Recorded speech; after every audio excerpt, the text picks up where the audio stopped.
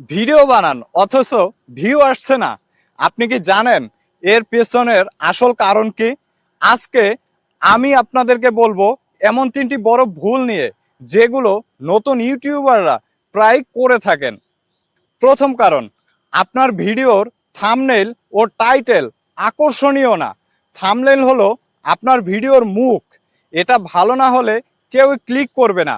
আর title যদি স্পষ্টভাবে বোঝা না যায় ভিডিওটা কি নিয়ে, তাহলে দর্শক আগ্রহ হারিয়ে ফেলে।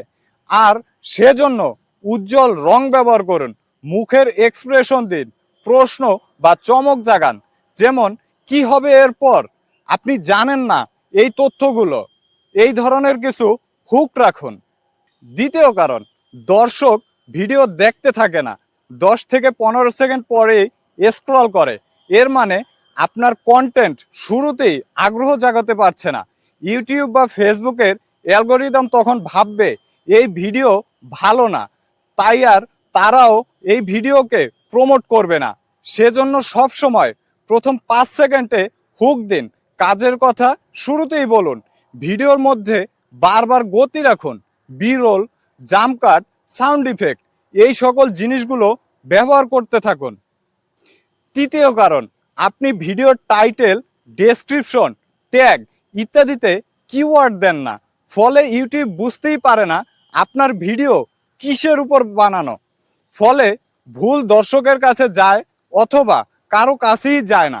তাই আপনারা সব সময় ভিডিওর বিষয়ের উপর মিল রেখে টাইটেল দিন। ভিডিওর মধ্যে উল্লেখ করা শব্দগুলো ডিসক্রিপশনে ব্যবহার করুন।